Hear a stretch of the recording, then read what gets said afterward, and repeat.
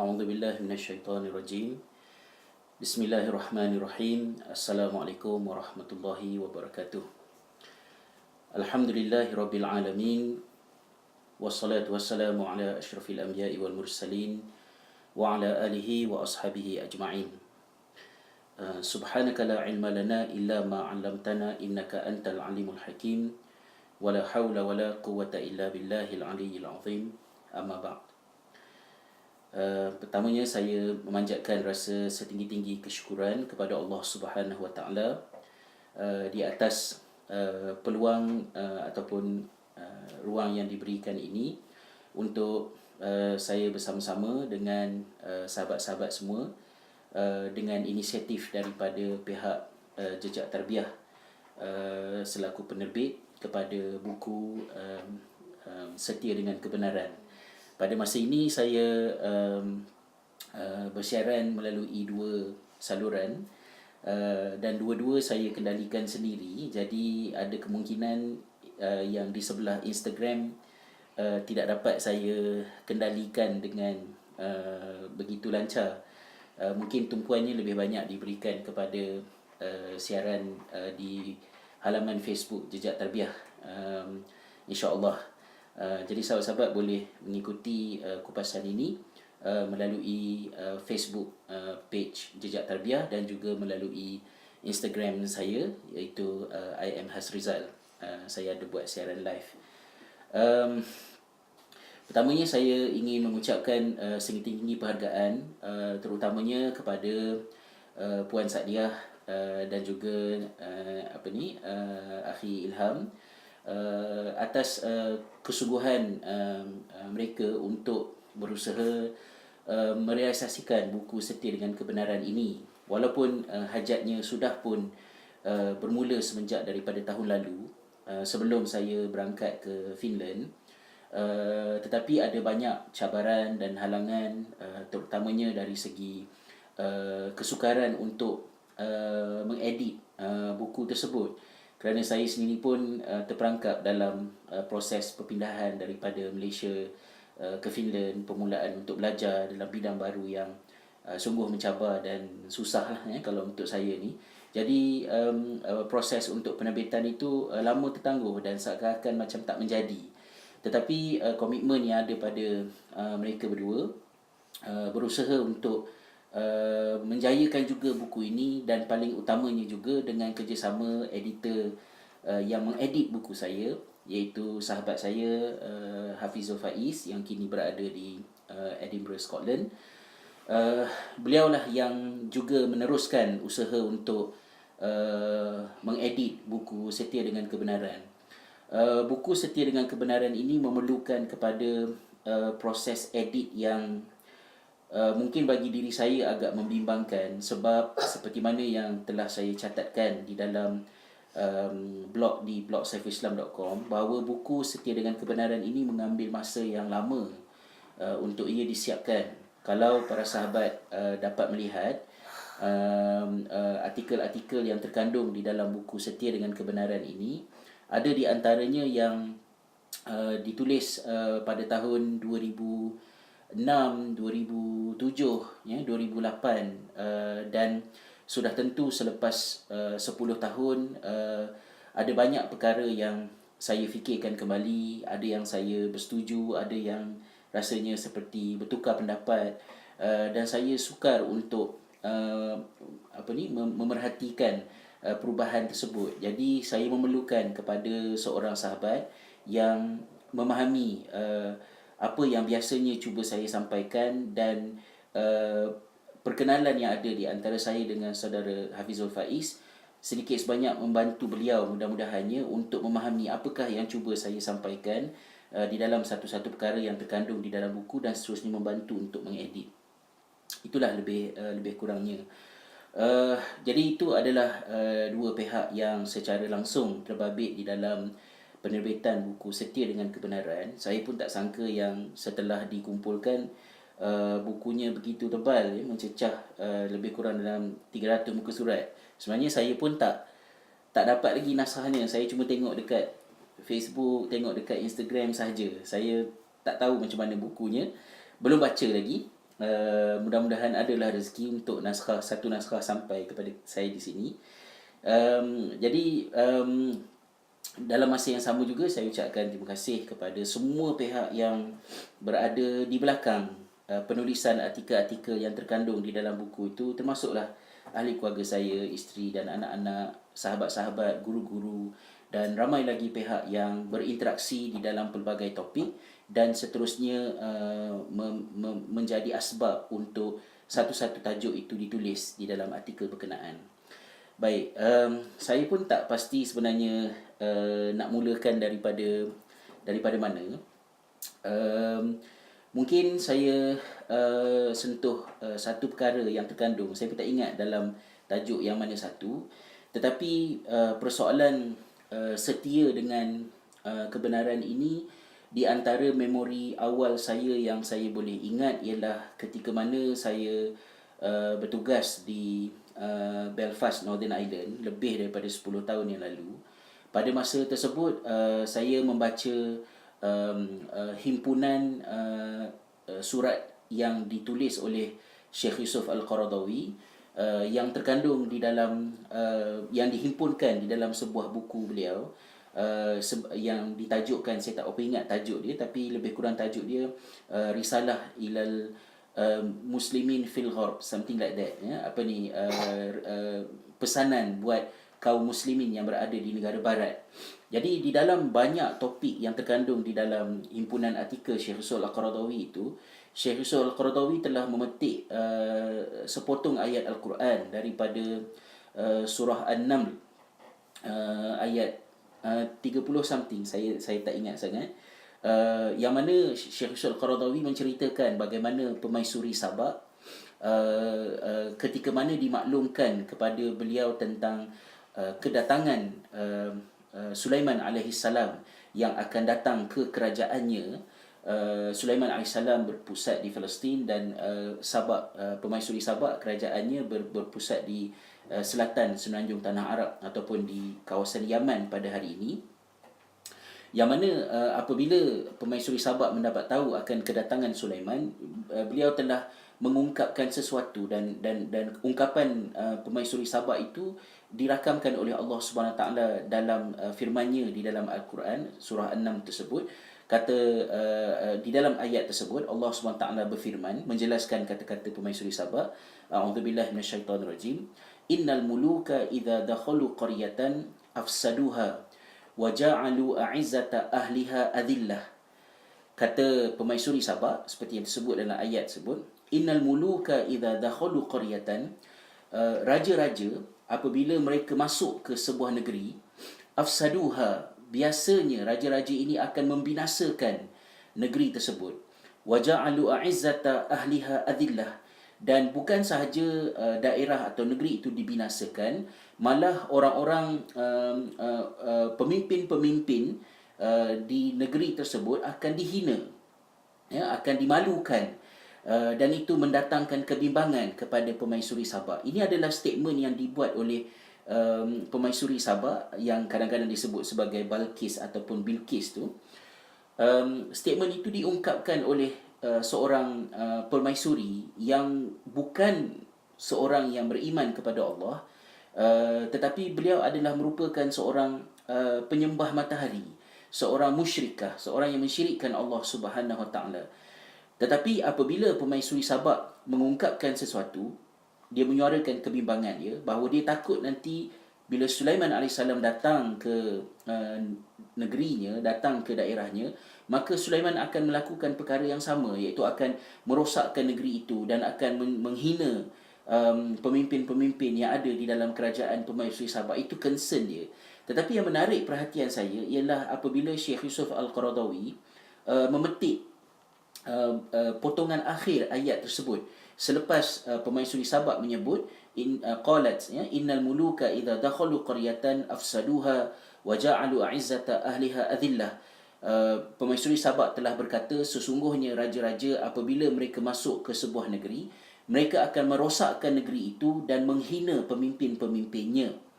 Lalu kenyataan Permaisuri Sabak itu disambut oleh perakuan daripada Allah Subhanahu Taala apabila Allah Taala berkata, wa kadzalika yaf'alun. Dan raja-raja memang biasanya macam itulah yang mereka lakukan. Kata Syekh Yusuf Al-Qaradawi semasa memetik ayat ini, bahagian pertama ayat itu adalah kenyataan yang diungkapkan oleh Pemaisuri Sabak, seorang wanita yang tidak beriman, seorang musyrikah, yang menyembah matahari. Tetapi oleh kerana apa yang diungkapkan oleh Pemaisuri Sabak itu sebagai sesuatu yang benar, maka Allah membenarkan, Allah mengiyakan kata-kata Pemaisuri Sabak itu dengan kenyataan wa kadzalika yaf'alun. Raja-raja memang macam apa yang Pemaisuri Sabak sebutkan itu. Kata Syekh Yusuf Al-Qaradawi, itulah nilai kebenaran di dalam agama Islam, bahawa tidak kira sama ada kebenaran itu diungkapkan oleh rakan kita, saudara kita, ataupun musuh kita, ataupun orang yang tidak beriman kepada Allah SWT, ia tidak menjejaskan kebenaran. Apa yang benar adalah benar, dan yang benar itu mesti diangkat sebagai satu kebenaran. Kerana itulah Allah mengakui kenyataan Pemaisuri Sabak. Maka Syekh Yusuf Al-Qaradawi mengingatkan kepada kita semua, kalau dalam buku tu, kepada umat Islam yang berada di negara barat, yang hidup sebagai kaum minoriti di negara barat, supaya mengangkat prinsip ini sebagai satu prinsip yang utama dalam interaksi mereka dengan masyarakat sekitar, bahawa apa yang benar itu mesti diperakui sebagai kebenaran, dihormati dan diterima, walaupun ianya diungkap oleh orang yang tidak bersama dengan kita, oleh musuh kita, oleh musuh Allah Subhanahu wa taala, kalau boleh dikatakan begitu. Jadi kebenaran lebih tinggi daripada manusia yang mengungkapkannya. Kebenaran lebih tinggi daripada bangsa yang menyatakannya. Kebenaran lebih tinggi daripada kumpulan, kelompok yang menyatakannya. Kebenaran adalah kebenaran. Kesetiaan kita terhadap kebenaran adalah kesetiaan kita kepada Allah Subhanahu wa taala sebagai pemilik kepada kebenaran itu. Mungkin itulah di antara beberapa perkara awal yang saya boleh ingat bila mana ianya mengingatkan saya kepada pentingnya untuk kita sentiasa meletakkan diri kita untuk setia dengan kebenaran.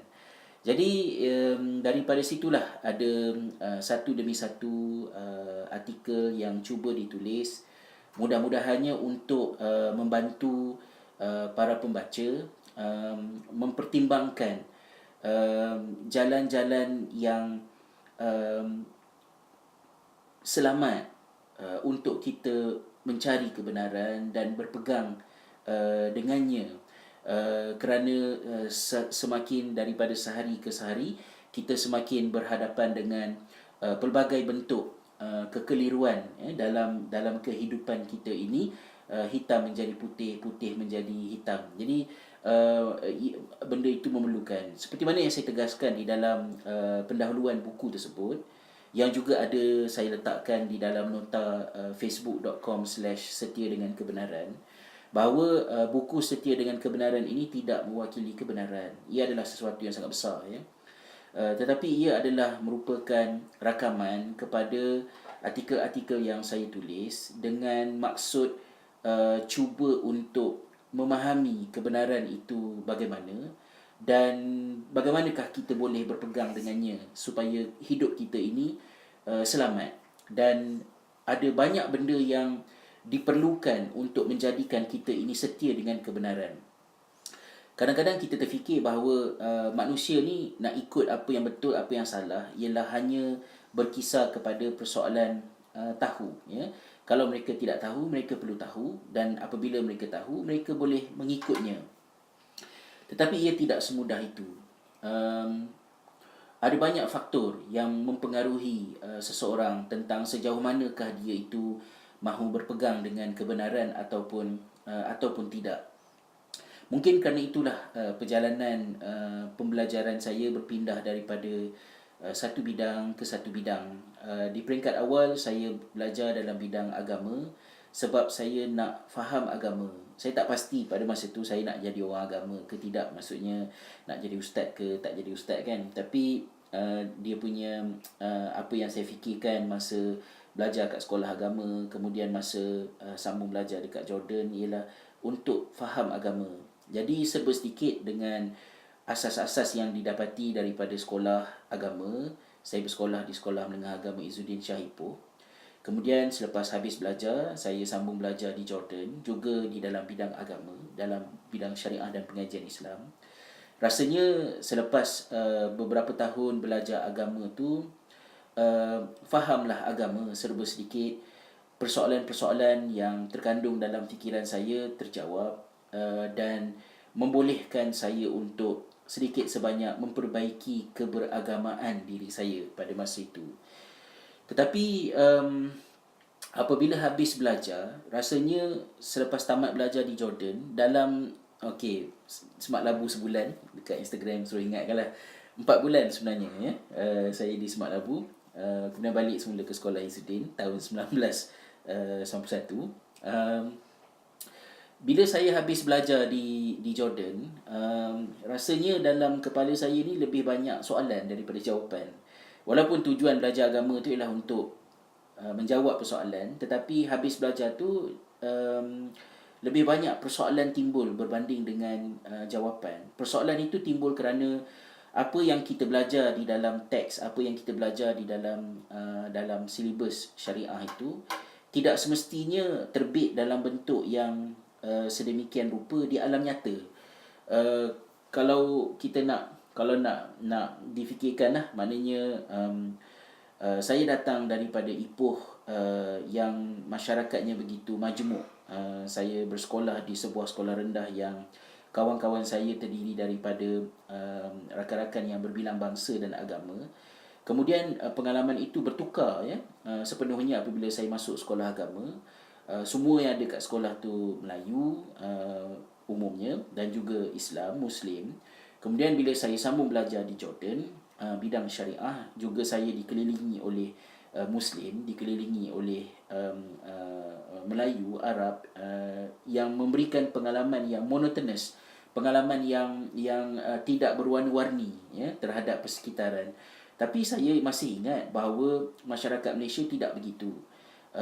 Rakyat Malaysia tak macam tu. Kita bukan duduk dalam bubble. Kita hidup bersama dengan masyarakat yang berbilang bangsa, pelbagai agama, dan di kalangan umat Islam sendiri juga ada tafsiran yang pelbagai tentang bagaimanakah Islam itu difahami. Kerana itu persoalan demi persoalan timbul. Apabila saya sambung belajar apabila saya bekerja di Belfast, Northern Ireland, saya bertemu dengan situasi-situasi yang saya tak pernah jumpa dalam kitab-kitab yang saya belajar. Contohnya antara yang saya ada sebutkan dalam buku-buku, misalnya saya perlu menguruskan permohonan berkahwin di antara seorang lelaki Muslim dengan seorang perempuan bukan Muslim dalam kategori ahli kitab. Bagaimanakah, adakah ianya diterima ataupun tidak diterima, dan kalau diterima bagaimana prosedurnya, dan apa mesej yang perlu saya sampaikan dalam melangsungkan upacara perkahwinan di antara seorang lelaki Muslim dengan seorang wanita Nasraniyah ataupun yang beragama Kristian. Maka itu adalah pengalaman yang tak ada dalam kitab masa belajar dulu, dan itu menuntut saya untuk mencari maklumat, belajar lagi. Kemudian kita bertemu dengan situasi di mana ada budak-budak yang bersekolah di sekolah Sunday school kami dulu. Ada di antara pelajar ini yang bapa mereka adalah Muslim dan ibu mereka adalah Kristian. Dan cikgu di sekolah pula mungkin akan bercakap dalam bentuk yang seperti mana yang kita orang Islam selesa untuk faham. Kita kata Islam adalah agama yang benar. Kalau nak masuk syurga, kita kena pegang dengan Islam. Islam membawa ke syurga, selain daripada Islam membawa ke neraka. Kita cakap begitu. Kita terlupa di hadapan kita ada beberapa belas orang pelajar yang bapa mereka Muslim, ibu mereka Kristian. Bapa mereka yang Muslim itu tidak menjalankan tanggungjawabnya sebagai ketua keluarga, sebagai bapa yang baik, yang menjaga kebajikan mereka, yang mendidik mereka, yang mengasihi, menyayangi mereka adalah ibu mereka, dan ibu mereka adalah orang-orang yang beragama Kristian. Tiba-tiba cikgu kata Islam masuk syurga, Kristian masuk neraka, ayah yang jahat masuk syurga, mak yang baik masuk neraka. Maka itu menimbulkan kekeliruan kepada anak-anak, dan menjadikan soal syurga dan neraka, soal agama adalah persoalan yang tidak straightforward semudah itu untuk kita rumuskan. Maka dia memerlukan kepada sekurang-kurangnya kepada saya lah untuk saya berfikir macam mana benda ni nak diterangkan, nak disampaikan dengan baik supaya maksud beragama itu sampai kepada anak-anak. Itu pengalaman-pengalaman yang sebelum ini. Jadi kerana adanya bentuk pemahaman yang berbeza-beza, saya cuba untuk belajar dalam bidang sejarah pula. Bila kita belajar dalam bidang sejarah, saya sangat, walaupun saya rezeki saya tidak di situ untuk menamatkan pembelajaran dengan baik, tetapi pembelajaran history and civilization di UIA dulu sangat-sangat menolong, sangat membantu untuk membuka satu perspektif baru untuk saya memahami tentang bagaimanakah manusia menafsirkan agama, bagaimanakah manusia mencari Tuhan dalam kehidupan ini. Kalau sahabat-sahabat lihat di dalam buku Setia dengan Kebenaran, ada sebuah tajuk, kalau tidak silap saya tajuk dia lebih kurang Meninjau Eropah Beragama Tanpa Tuhan. Lebih kurang macam itulah, ya. Bertuhan tanpa agama. Ia adalah hasil daripada percubaan saya untuk memahami bagaimanakah masyarakat Eropah berpindah daripada zaman penguasaan gereja ke atas mereka pada suatu ketika di zaman medieval age. Pada ketika itu, apabila agama tidak dapat memainkan peranan untuk menjelaskan kebenaran dalam bentuk yang selari dengan fitrah manusia, sebaliknya kebenaran diterangkan dalam bentuk enforcement, bahawa ini adalah tafsirannya, ini adalah pendirian golongan agamawan, maka hendaklah terima walaupun ianya bercanggah dengan fikiran, walaupun ia bercanggah dengan apa yang dilihat oleh mata manusia pada ketika itu. Dan akhirnya sekuat mana pun golongan agama, golongan gereja menggunakan kuasa mereka untuk memaksa pendirian mereka terhadap masyarakat, ia tidak dapat mengalahkan kebenaran, kalau boleh saya katakan begitulah. Akhirnya yang kalah adalah institusi agama, dan masyarakat Eropah bangkit pada keyakinan mereka bahawa agama telah dimanipulasi, agama telah ditafsirkan oleh golongan yang berkepentingan, tetapi kita sebagai individu, kita sebagai manusia, kita ada bekalan untuk mengenal apakah yang betul dan apakah yang salah, iaitulah dengan berfikir, ya. I think, therefore I am. Ya, saya berfikir, dan kerana saya berfikir, saya menjadi diri saya. Saya boleh meragui semua perkara lain, tetapi saya tidak ragu-ragu bahawa saya adalah saya, dan saya dapat merasakan kewujudan diri saya kerana saya berfikir. Dan berfikir itu menimbulkan pencerahan dalam sejarah Eropah. Maka agama dalam secara mudahnya kita kata, agama digantikan dengan sains, digantikan dengan rational, ya, dengan reasoning, sebagai cara yang lebih sejahtera untuk mempertimbangkan mana yang betul, mana yang salah. Maka sejarah Eropah berubah. Kemudian dia berubah lagi kepada pattern yang lain. Dia berubah lagi kepada pattern yang lain. Sampailah kepada Perang Dunia Pertama, Perang Dunia Kedua.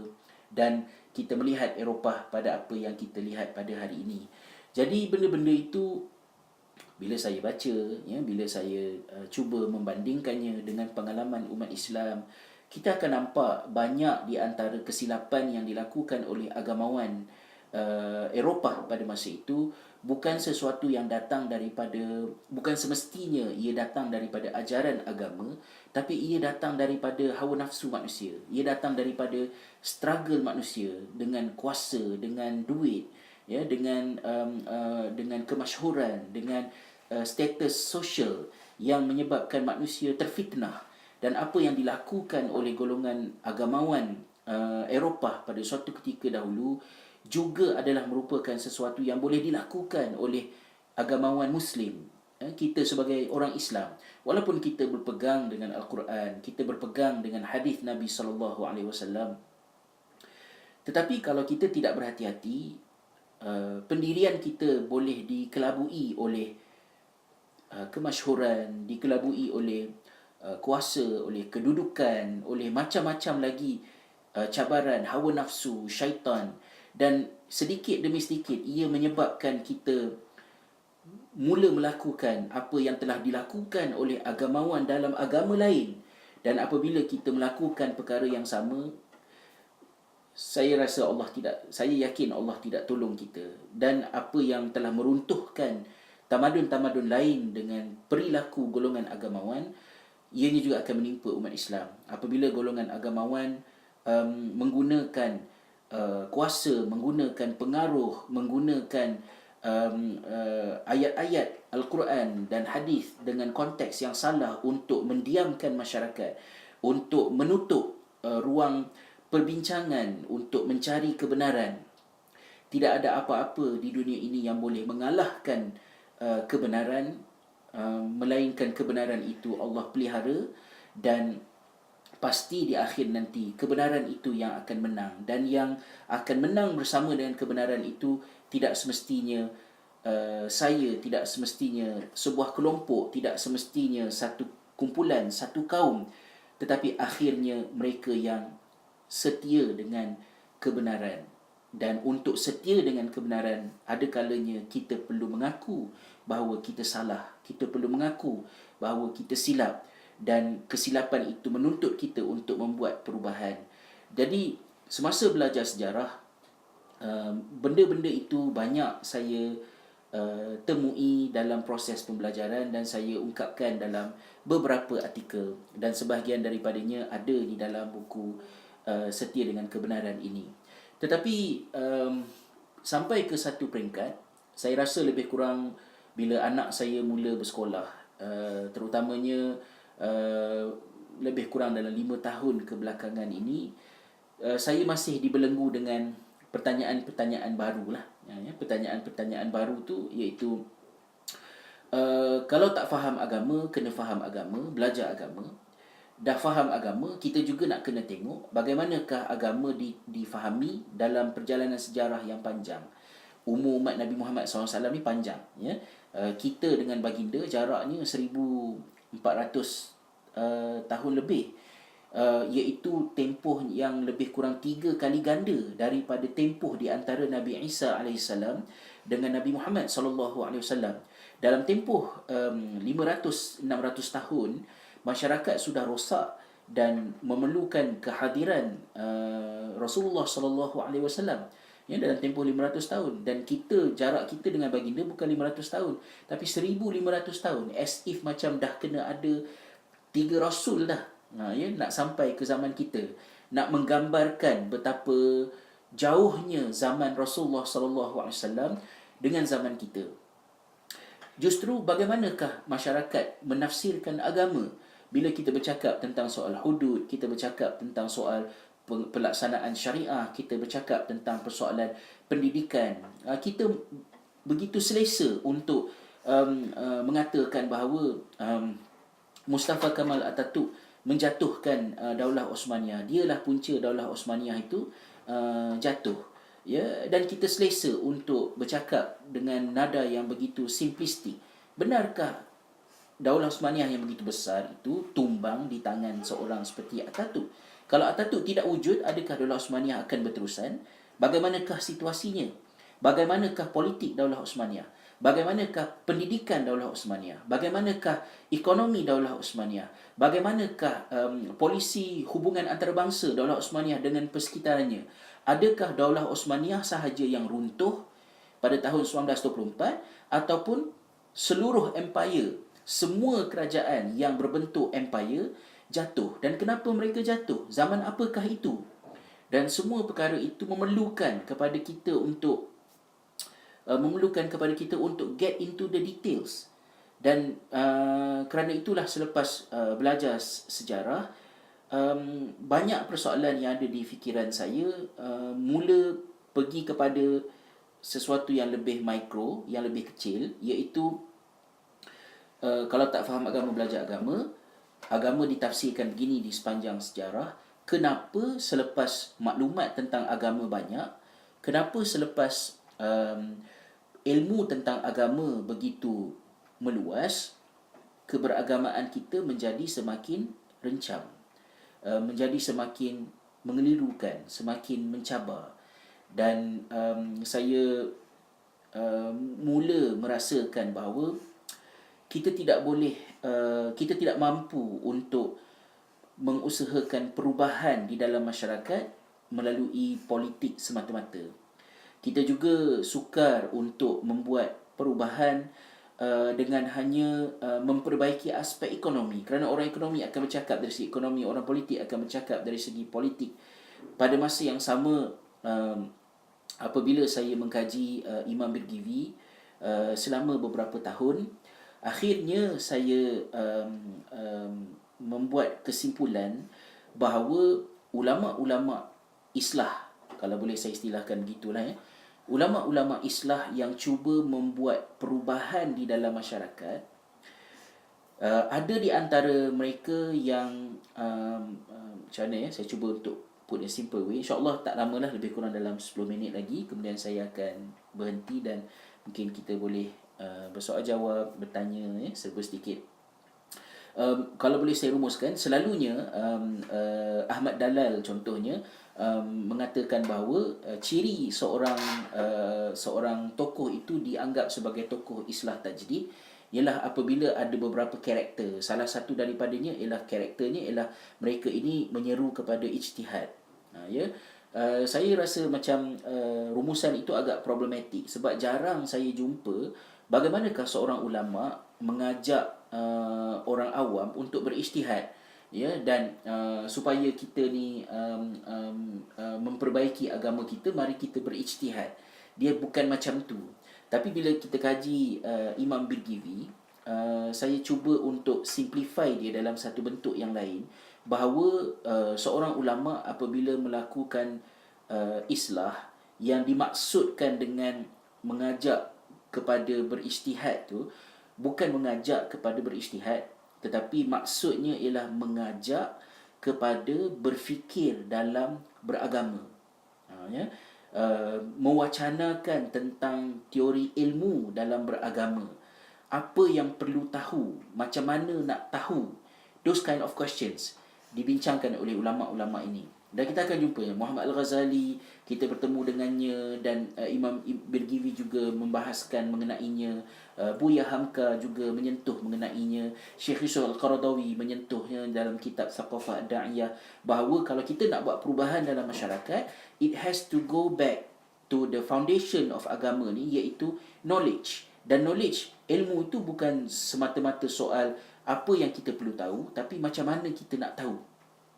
Jadi misalnya Imam Birgivi, apabila Imam Birgivi mengajak masyarakat untuk belajar bahasa Arab, ya, menggalakkan masyarakat umat Islam belajar bahasa Arab, ini adalah satu perkara yang biasa, ulama-ulama lain pun banyak sebut.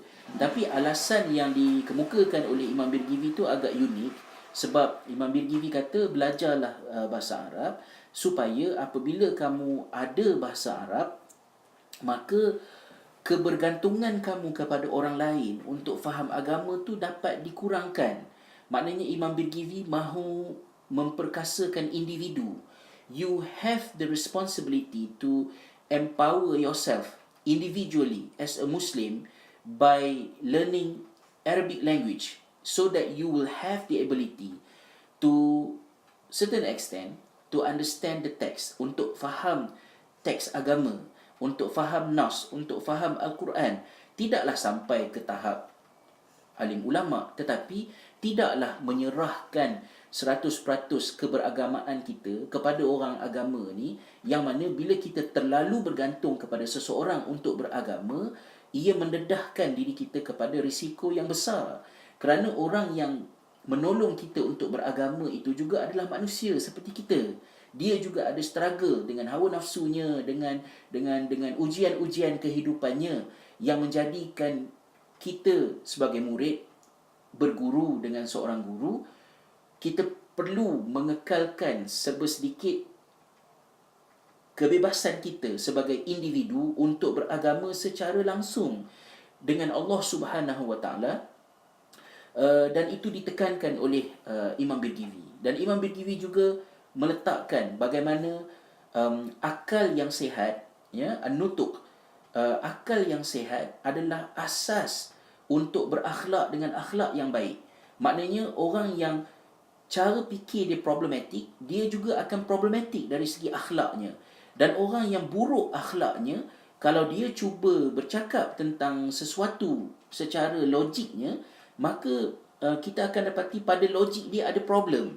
Kerana nutuk, al-ghadab dan asyahwah, ya, tiga benda. Nutuk iaitu kemampuan berfikir, ghadab iaitu perasaan untuk membantah bila nampak ada benda tak betul, dan asyahwah iaitu keinginan untuk mendapatkan sesuatu bila sesuatu itu dimahukan. Tiga benda ni perlu ada sebagai foundation untuk seorang itu berakhlak dengan akhlak yang baik. Ya. Jadi bila kita go into those details, kita akan nampak bahawa kemunduran umat Islam mula berlaku. Sudah tentu ada faktor ada faktor peperangan, kuasa asing dan lain-lain, itu memang ada, ekonomi, politik dan sebagainya. Tetapi kalau kita study Daulah Osmaniyah di peringkat mikro, kita akan nampak bahawa Daulah Osmaniyah mula berdepan dengan cabaran demi cabaran daripada dalam, iaitu apabila teori-teori ilmu, kurikulum, cara belajar agama mula bermasalah. Mula bermasalah. Misalnya Khatib Chalabi pada abad yang ke-17 mengkritik ulama pada masa itu yang mula mempunyai sentimen yang negatif terhadap setengah cabang ilmu, dengan menganggap setengah-setengah ilmu ni bukan ilmu Islam, terutamanya matematik lah. Selama ni dia tidak begitu, ya, di zaman Birgivi tidak begitu, tapi di zaman Khatib Chalabi, sekurang-kurangnya di Istanbul, sudah mula ada sebahagian ilmuwan yang menganggap matematik ini, ilmu hisab ini sebagai ilmu asing, ya, yang tidak perlu dipelajari. Dan Khatib Chalabi kritik dalam buku dia Mizanul Haq fi Ikhtiyaril Ahaq, ya, The Balance of Truth. Dia kata macam mana nak jadi ilmuwan kalau tak belajar matematik, ya. Falak perlukan kepada matematik, ya. Nak kira waktu solat perlukan kepada matematik, dan macam-macam lagi halnya lah. Dan saya mula terjebak ke dalam daerah ketiga belajar, iaitu dalam bidang pendidikan. Dan itulah yang mencampak saya ke utara Finland. Tu dah utara Finland dekat Oulu sekarang ni.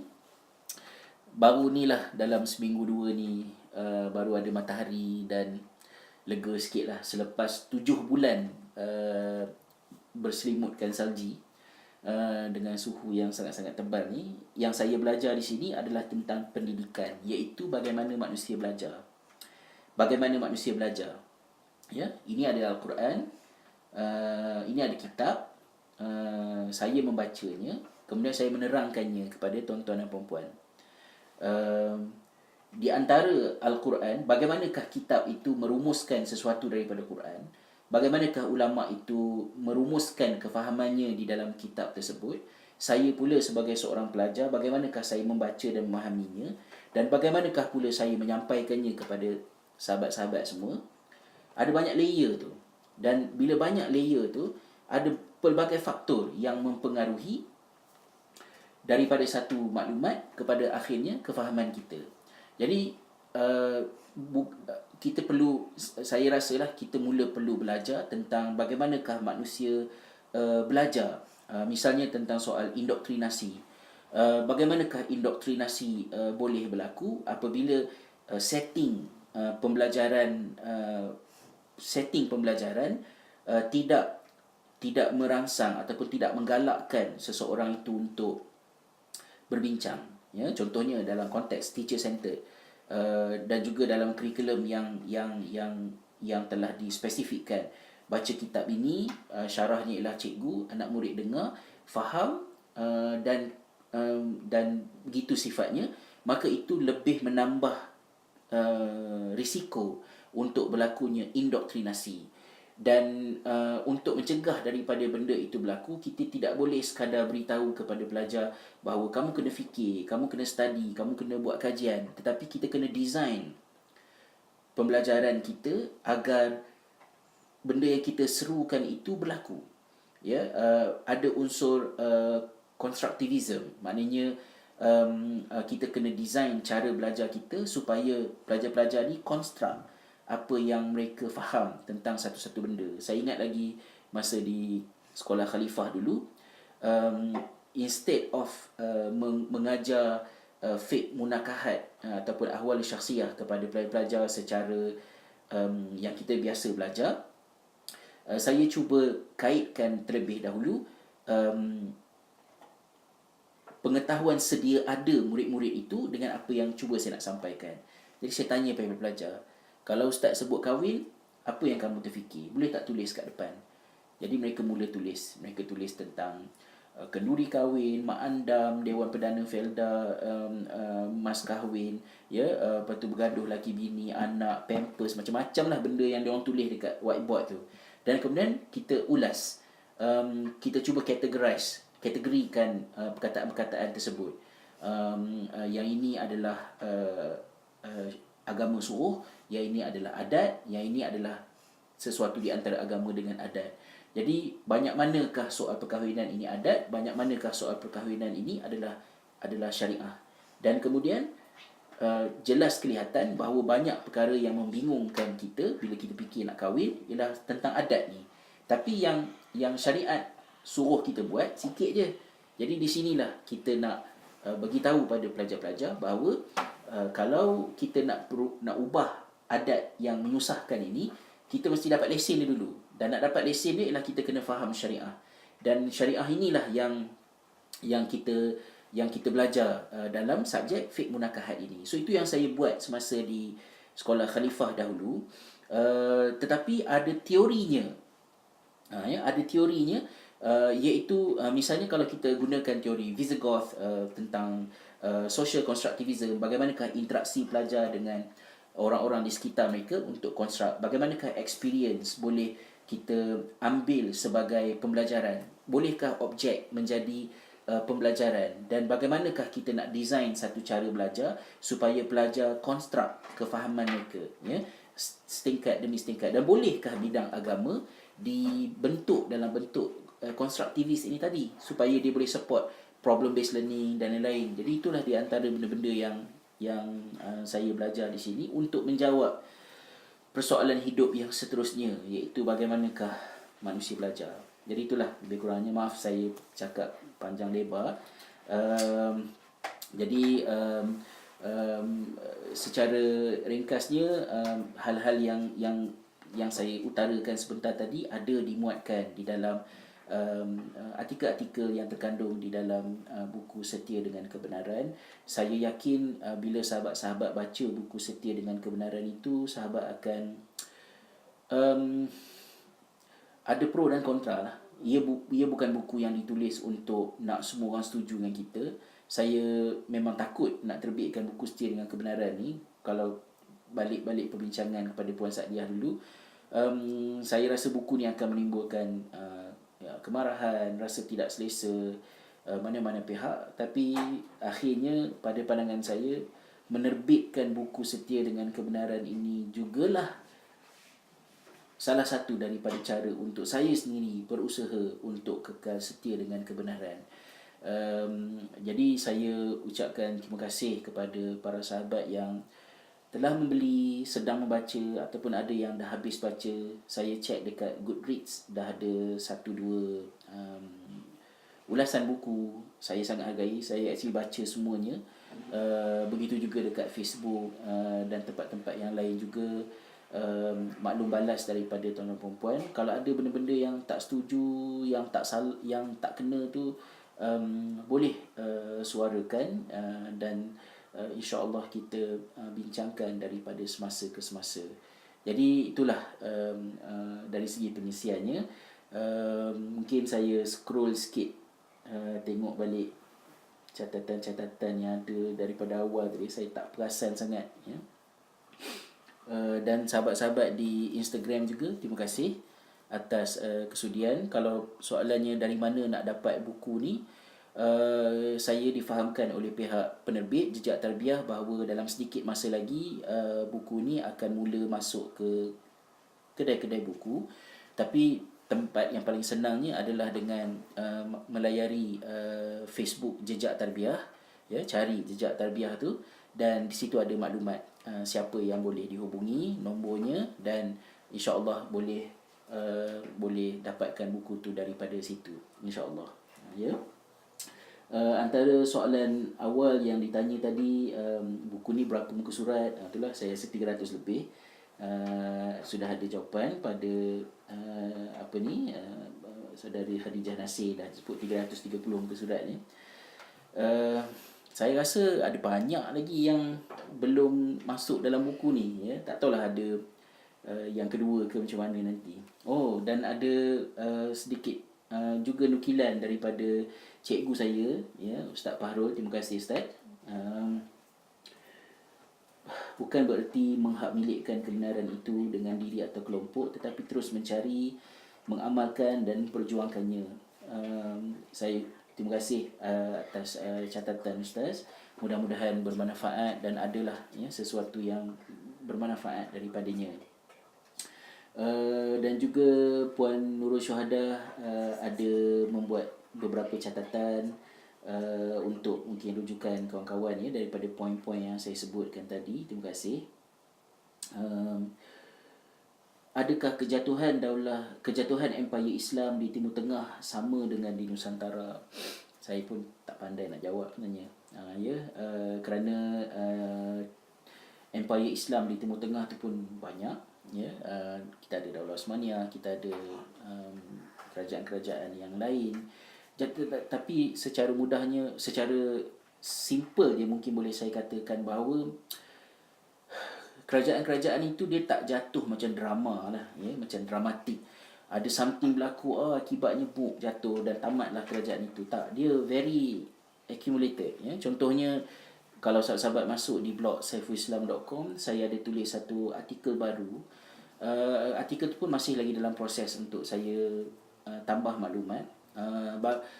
Bagaimana Sultan Abdul Hamid yang kedua memformulasi pendidikan di zaman beliau untuk pendidikan itu dijadikan sebagai alat, ini secara positif lah, ya, sebagai alat untuk menyatukan umat Islam, untuk memusatkan diri mereka kepada khalifah dan khilafah supaya mereka dapat bersatu, dan serangan ideologi nasionalisme, gerakan pembebasan untuk keluar daripada wilayah-wilayah Daulah Osmaniyah mula berlaku di zaman itu.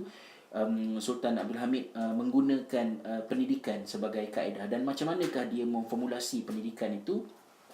Dia very top bottom, ya. Maknanya central government sangat menguasai.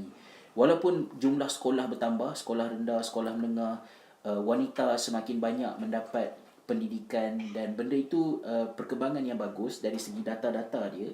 Tetapi pendekatan yang dipakai adalah mandated curriculum, ya. Maknanya kurikulum yang dimandatkan, yang ditentukan oleh kerajaan bahawa kena belajar yang ini tak boleh, yang ini masuk, yang ini perlu dikeluarkan.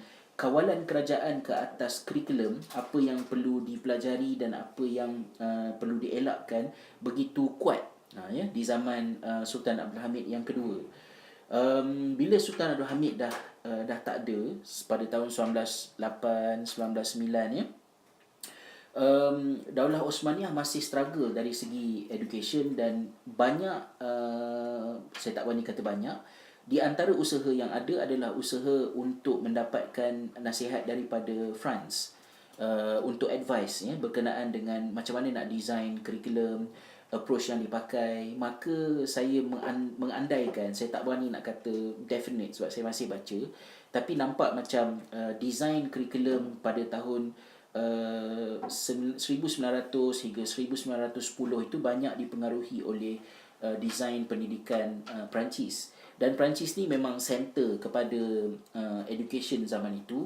negara-negara daripada Eropah akan datang ke Perancis setiap tahun dan buat exhibition ya, tentang perkembangan sistem pendidikan di negara masing-masing, dan Finland juga menyertainya pada masa itu. Tapi yang menarik perhatian saya ialah apabila Mustafa Kemal Atatürk mengambil alih Turki, mengisytiharkan pembubaran Daulah Osmaniyah dan mewujudkan Republik Turki.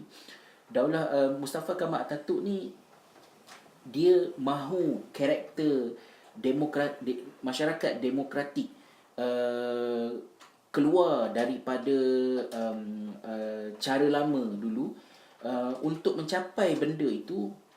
Kesan daripada 4-5 orang pemikir pendidikan Islam yang ada di Eropah pada ketika itu, mereka membawa idea pendidikan progresif yang diusahakan oleh John Dewey daripada Amerika Syarikat. Maka immediately tahun 1924, Mustafa Kemal Atatürk telah menjemput John Dewey untuk datang ke Turki dan meneliti sistem pendidikan Turki pada masa itu dan mengemukakan cadangan. Jadi idea John Dewey adalah idea pendidikan yang sangat progresif, yang sifatnya adalah untuk merancakkan diskusi, wacana, idea-idea pemikiran, perkembangan pemikiran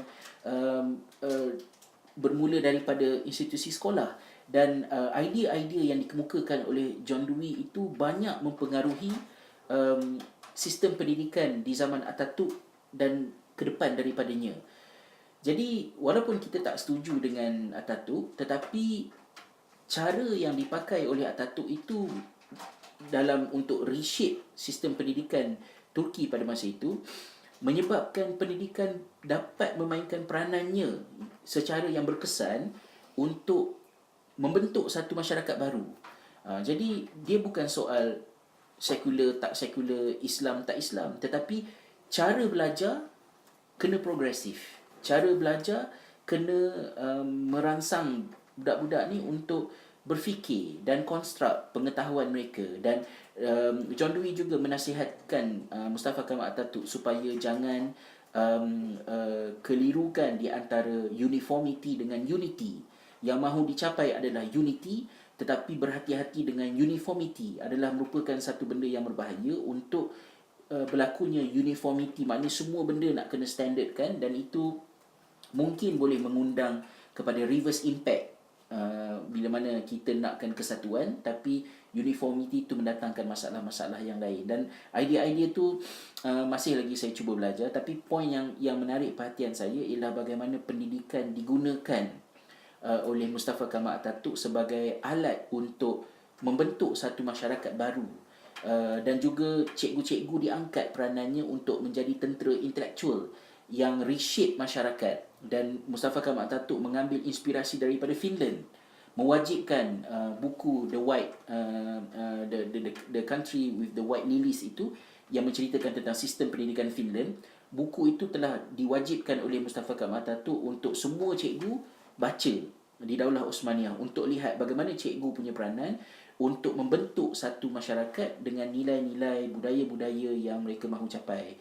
Dan ini adalah satu benda yang kita kena beri perhatian ya. Okey. Banyaknya saya bercakap ya. Tentang Mustafa Kemal Atatürk, ramai orang Turki yang sanjung dan angkat dia. Antara kata-kata sahabat saya yang pergi Turki, ini adalah poin yang nak dikaji betul. Maknanya kita kena objektif dalam kerangka yang sama lah, setia dengan kebenaran.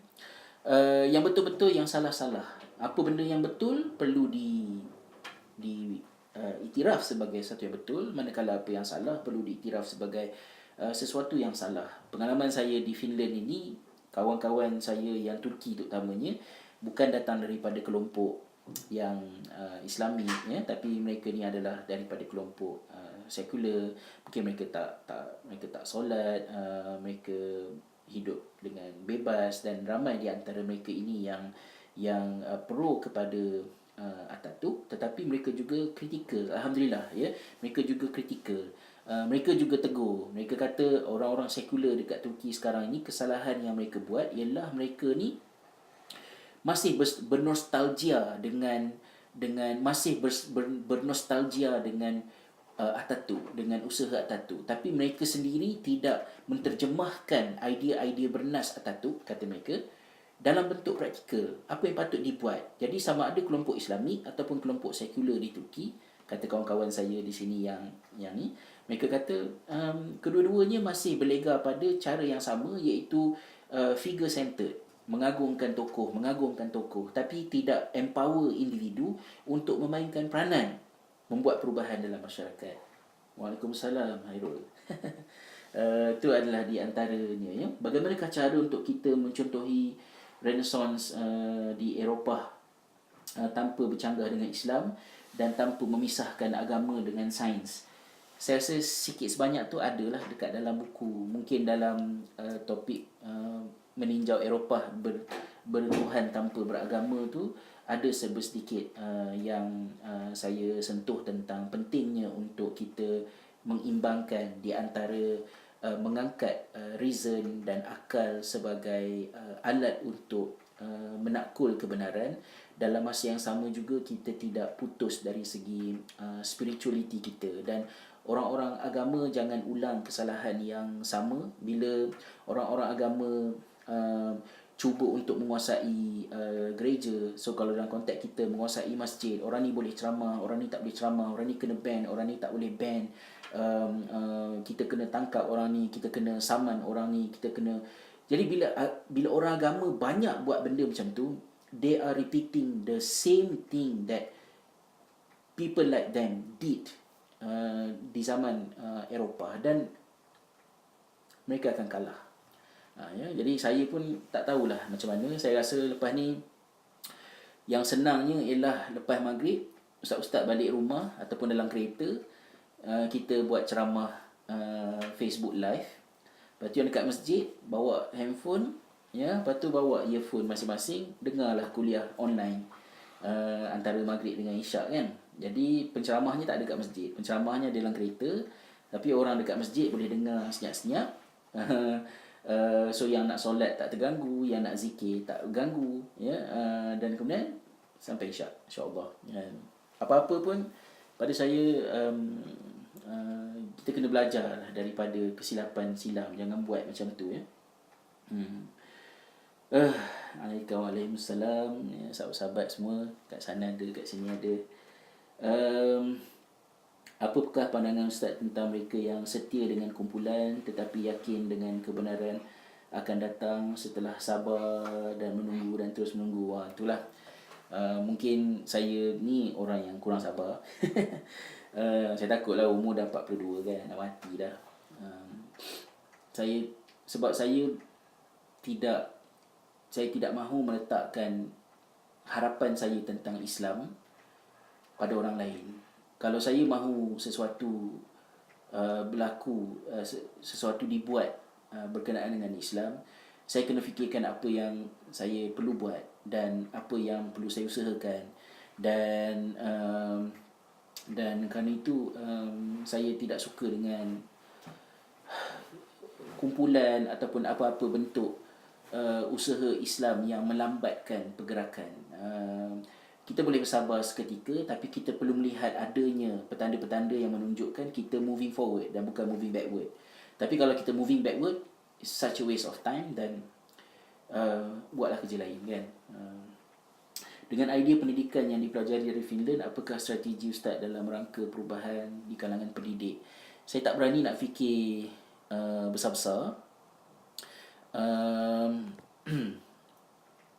Saya tak berani nak fikir besar-besar, tapi apa yang boleh saya buat ialah saya tulis, saya hasut cikgu-cikgu, saya usahakan sekolah kami, sekolah Khalifah, untuk buat yang terbaik dan jadi model, kongsi dengan orang lain supaya idea-idea tu dapat berpindah, ya. Saya dapat notification nak putus di Instagram, dia ada had masa